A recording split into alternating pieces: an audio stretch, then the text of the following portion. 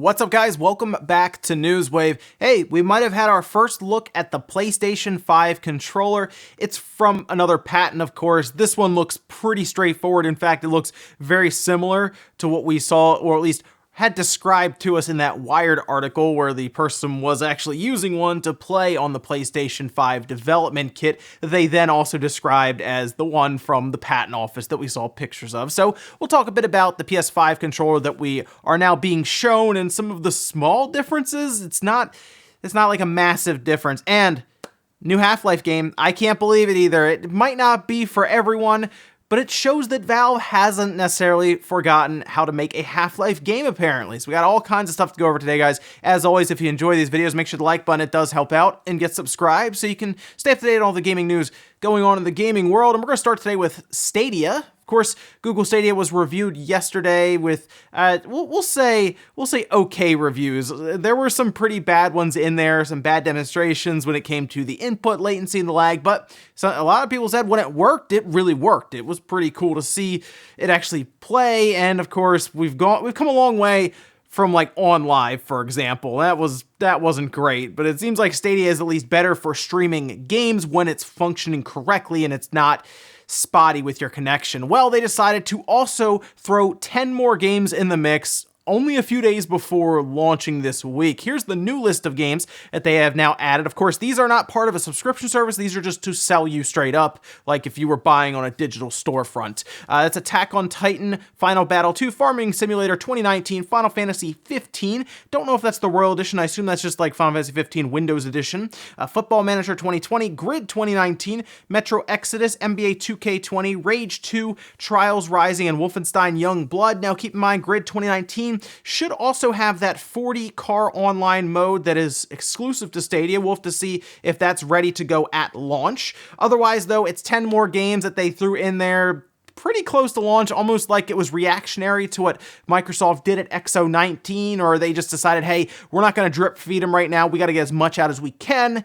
So at least there's more choice there, but I still have questions about buying games at full price that you just stream. Like, you basically are paying money to have access. I think they need a whole bunch of stuff to help out, whether it's video game rentals, which would be great to have, and just a way to demo them for a set amount of time to see if you even like the game. Also, do you remember that Snap-on case that we saw for the Switch Lite, but it was only in Japan? It was very strange that they weren't bringing it everywhere else. It was as small a case, I guess, you could have for the Switch Lite, so it wasn't very bulky, and it just flipped over and flipped out whenever you wanted to play it. Well, it is now coming to the US. Several pictures are also out there of it, kind of in the marketing push that they're doing, and it's coming December 8th.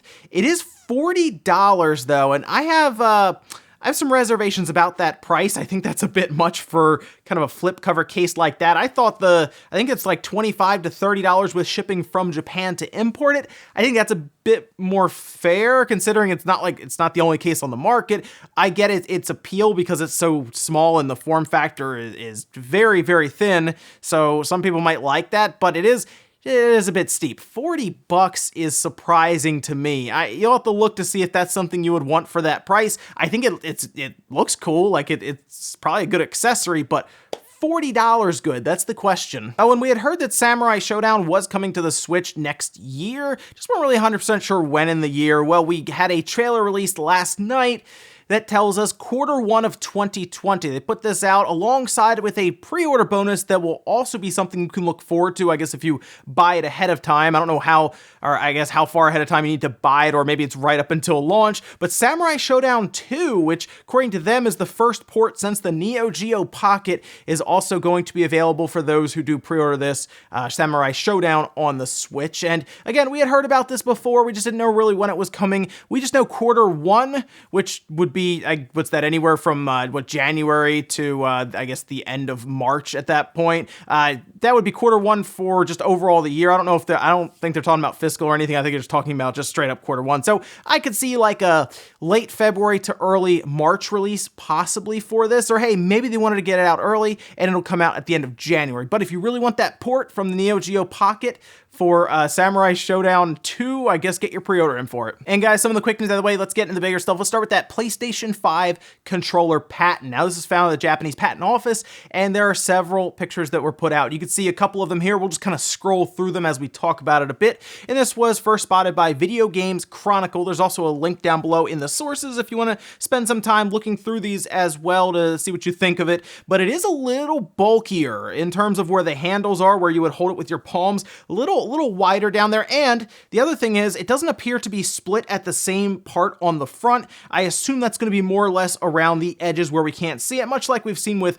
other controllers. It seemed to be just something that the PS4 controller did at the time, where they kind of moved the split between the two plastics kind of up to the front. And then you do see, it looks like a microphone on the bottom, which was also described in that Wired article as there just being something missing completely there. That does look to be a microphone that we did hear about previously. There was word that the sticks are a little smaller. However, after comparing them, people found that it looked pretty much the same, although we are going off of drawings here, so when we get one, we can actually compare then.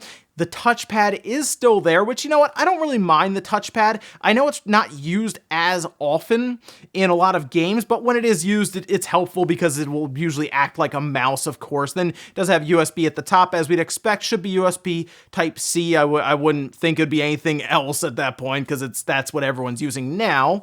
And there's no light bar, it seems, which is interesting. No light bar. It brings up some questions around VR, because of course the PlayStation VR will use the light bar for different things, specifically tracking your controller, and the fact that there would be no light bar there does bring up the question as to how would the headset be backwards compatible to work with the camera and the controller if there's no light bar. It's possible that you might be able to sync up your PS4 controller still just for that case, because remember, the PS4 controller doesn't have some of the features that the PS5 controller has, not necessarily buttons or even, I guess even inputs, because it still has the same touchpad, doesn't have the microphone, of course, won't have the haptic feedback or the HD rumble, quote unquote, and it won't have those adaptive triggers that have like different bits of tension in there that can be altered by the developer. Some of those are more or less just improvements on things that don't necessarily matter as much, like the rumble, for example. It's like, that does help your kind of immersion in the game, but it's not like a game wouldn't just be able to spin the rumble whenever it wants to. We've seen third-party controllers on the Switch do that now, so yeah, I guess technically you could use the PS4 controller for a lot of the stuff you would use the PS5 controller with the PS5. And do we really need does the PlayStation 4 controller need to evolve that much? Like, I think we're getting to a wall with controllers at this point where they don't really need to add much else. We don't need extra buttons even, really. Sure, there are some that have like macro buttons, but like, I think we're to the point now where we expect 2 thumbsticks, of course, at least 4 face buttons, a D-pad, triggers on the top, shoulder buttons, and what else do we really need? Start, select, or what are we, share an option now? Or some people call it the hamburger button on the Xbox One. There's not that much else we need outside of that. So how much more can we evolve controllers? Well, not much, I guess. So yeah, the PS5 controller, kind of status quo, but you know what? I'm okay with that. Next up, we know a ton of Pokemon were cut from Pokemon Sword and Shield. It's been talked about quite a bit, at length actually, at this point. But what if people could add those Pokemon back in? Well, it seems like a hacker is going to be doing that. Yeah, Michael Sire started just tweeting out a bunch of stuff, as it appears that he added Omastar. Yeah, that's right. Just put Omastar in Pokemon Sword and Shield, as you would expect him to be there, Omastar to be there if he was put in normally. Now, what Michael Sire seemed to have done was take a Pokemon slot in the game, I guess copy it, and then add in Omastar over top of that, because he says that this is a completely new slot, and it doesn't necessarily replace any one Pokemon and have to take that one out. I'm curious how far they will go with this. Will we get to a point where just all of the Pokemon are in here? Because sure, that might not have been a ton of work there, but Michael Sire says that there's still a lot of work to be done, whether it's animations or stats or even working in things like the camp, right? Or I guess on the field, even in the wild area. There's a lot of things that still would have to be done just for that one Pokemon to look, I'll say, quote unquote, stock, like it belongs there, right, in the game. So would we get to the point where all of these Pokemon, hundreds and hundreds and hundreds, will still be added back in? I feel like that would take quite a while. Although I definitely don't doubt the Pokemon community and the hacking community to attempt to do that and have this ultimate edition of Pokemon Sword and Shield. But of course, you would have to have a Switch that is modified to even play it like that, right? Although I guess people are using emulators and stuff now as well, so sure, that's also possible. But still, it is interesting to see this go this far. We'll see if maybe in a few years the Pokemon Company and Game Freak do eventually get to a point where we have all of the Pokemon, right, on the Switch. But until then, I guess hackers will take a shot at it. Next up, let's talk about Half-Life, because that's right, Half-Life is back in the news. And I'm not even talking about Valve patching the original Half-Life, because believe it or not, they've been doing that. They've been patching Half-Life. So it's strange to hear that, but Valve necessarily has not heard or forgotten about Half-Life. Definitely heard us say, hey, we want Half-Life 3, and they said, you know what, we got it. We're gonna give you Half-Life 3D, because we're getting a VR game. That's not gonna sit well with everyone, but keep in mind, this means Valve has not forgotten about Half-Life. Now, they tweeted out, as you're seeing here, and I think this is on a new Twitter account as well, Valve Software, says we're excited to unveil Half-Life Alyx, our flagship VR game, this Thursday at 10 a.m. Pacific time. Can't wait to share it all with all of you. And you can see kind of the Valve, Steam VR, and of course the Half-Life symbol. Now, here's the thing about this. It makes sense that they would incorporate Half-Life with VR because of their Valve Index that they're trying to push, but I don't think this game is just going to be for the Index. That, to me, wouldn't make a lot of sense because there's not that many out there compared to the Vive or, and I hope they do this, the PlayStation VR. If they put it on PlayStation VR, Oculus, and the Vive along with the Index, then I think they have something there, and I do think it'll help to push it. And of course, they'll probably have special features or different compatibility with the Index that maybe the others won't get, just because, of course, they want to sell their headset. But this could be big, I would say, for Half-Life. Just have something new Half-Life related to talk about and to continue the story, because this is Half-Life Alyx, so that should be, we assume, have something to do with Alex Vance from Half-Life 2. Of course, Gordon Freeman, one of Gordon Freeman's friends from Half-Life 2. I'm excited to see what else we have here for the story, because we had, episode 2 and a few other little spin-offs to the story, but we didn't get Half-Life 3, at least not yet, and hey, who knows? Maybe Valve will tackle Half-Life 3 someday. I think at this point, it's so difficult to live up to expectations. Is it worth doing?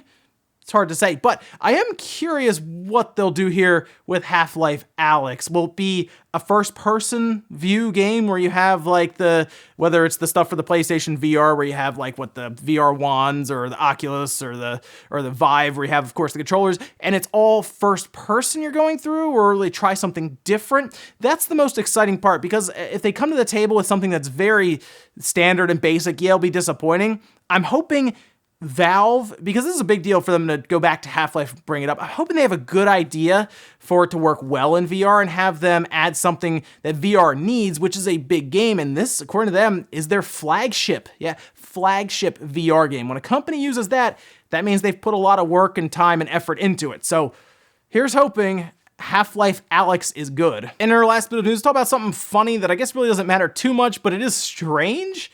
It has to do with Pokemon Sword and Shield. Now, what I'm going to show you is a very zoomed in shot. Very, very zoomed in. So it's technically won't even be a spoiler because it won't look like anything.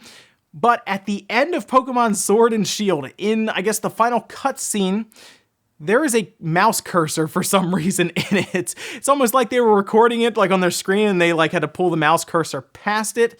Yeah, you can see the shot here. I zoomed in very far, and I thought at first, I was like, there's no way that's real. That can't be a thing. And I checked with Austin John Plays, and he says, yeah, that's actually there, that he shared a screenshot they were showing, and for some reason, there's a mouse cursor going across, which is funny, because it's Game Freak, and we kind of laugh about Game Freak's, quote-unquote incompetence when it comes to some of this stuff. Well, there you go. There's a mouse cursor at the end of Pokemon Sword and Shield. It doesn't really mean much, right? Because it's kind of one of those blink and you'll miss it situations, but somebody noticed it, slowed it down, got a screenshot, and here we are now with what appears to be, I guess, a Windows cursor in Pokemon Sword and Shield. No idea why it's there, but it's there, so if you get to the end of Pokemon Sword and Shield, look really closely to see if you can find that Windows cursor. And we'll finish up with a comment of the day. This one's from Corwin, as you're seeing here, saying, unless they go free to play, I doubt anyone's going to play Anthem, even if they do fix it. That is the weirdest thing for me with Anthem. just go free to play. Like that would, I think, at least help the player base very quickly if there was no barrier to entry when it comes to price to get in. In fact, what they should do, make it free to play. Hey, go put it on Google Stadia. There you go. There's not that many free games at all to play on Stadia because you need to have that subscription service, right? And at that point, people can just jump in and play and have fun with it. Although Stadia, okay, maybe that's not the greatest idea, but you might as well put it there. The reason I say that is because Stadia seems to be locked to other Stadia players, so hey, maybe you're like the only person in Anthem, then I don't know. But that is the biggest thing they could do, though. You're absolutely right, and you might be kind of annoyed if you had bought it, but they could give in-game things to try to even that out, right? Give you some extra stuff in the game, items, skins, experience, I guess. I don't know. They could do some fun stuff, epic loot, but that's, I think, the biggest thing that these companies should do. If a game struggles as a live service, make it free to play, bring in more people for the community, and of course, you're going to sell microtransactions and stuff anyway. It's not like you're just actually giving the game away. You're just allowing people to play the game to then spend money on microtransactions. It's worked before. Other games have done it. DC Universe used to be a game that you had to buy, and now you don't, and it seemed to have helped. So, hey, it's worth a shot, I would say, at least EA, especially if they're trying everything they can to overhaul it. Just make it free to play so people can actually, play. And ladies and gentlemen, let's go to here for Newswave. If you enjoyed this video, guys, hit the like button, really helps out. If not, hit the dislike. Leave comments down below about everything we talked about, whether it's that PlayStation 5 controller patent. Do you like that it's not like vastly different and then it still kind of looks like the PlayStation 4 controller with some extra features? Maybe you missed the light bar. Let me know what you think about that patent, though, down below. And then also, what do you think about Half-Life coming back, but as a VR game? Are you disappointed about that, or are you hoping that this could lead to just more Half-Life as we go along? Because it definitely seems like now more than ever there is a serious buzz around Half-Life. That's pretty exciting. Thanks guys for watching, and I'll see you next time.